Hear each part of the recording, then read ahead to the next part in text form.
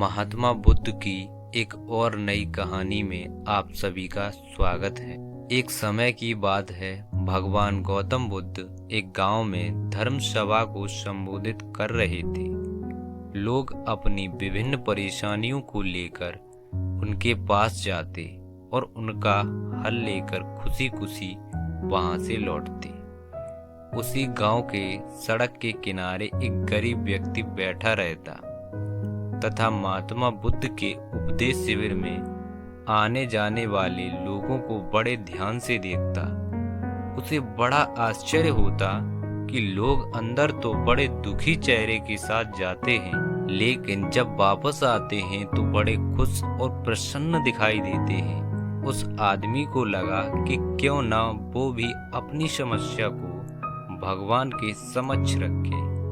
मन में यह विचार लिए वह भी महात्मा बुद्ध के पास पहुंचा। वहां लोग लाइन बनाकर खड़े होकर अपनी समस्या बता रहे थे। जब उसकी बारी आई तो उसने सबसे पहले महात्मा बुद्ध को प्रणाम किया। फिर कहा, भगवान, इस गांव में लगभग सभी लोग खुश और समृद्ध हैं, फिर मैं ही क्यों गरीब हूँ। इस पर महात्मा बुद्ध मुस्कुराते हुए कहते, तुम गरीब और निर्धन इसलिए हो क्योंकि तुमने आज तक किसी को कुछ दिया नहीं। इस पर वह गरीब व्यक्ति बड़ा आश्चर्यचकित हुआ और बोला, भगवान, मेरे पास भला दूसरों को देने के लिए क्या होगा। मेरा तो स्वयं का गुजारा बहुत मुश्किल से हो पाता है। लोगों से भीख मांगकर अपना पेट भरता हूँ। भगवान बुद्ध कुछ देर शांत रहे, फिर बोले, तुम बड़े अज्ञानी हो।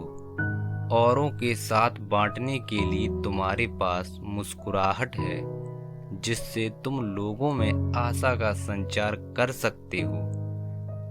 मुख दिया है ताकि लोगों को दो मीठे शब्द बोल सकते हो, उनकी प्रशंसा कर सकते हो।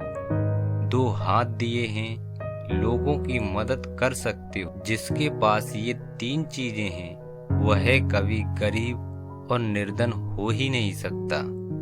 निर्धनता का विचार आदमी के मन में होता है, यह तो एक भ्रम है, इसे निकाल दो। कभी भी मन में निर्धनता का भाव उत्पन्न न होने दो, गरीबी अपने आप दूर हो जाएगी। भगवान बुद्ध का संदेश सुनकर उस आदमी का चेहरा चमक उठा और उसने उस संदेश को अपने जीवन में उतारा, जिससे वह फिर कभी दुखी नहीं हुआ। दोस्तों, उम्मीद करता हूँ महात्मा बुद्ध के द्वारा दिया गया यह उपदेश आप सभी को जरूर पसंद आया हो।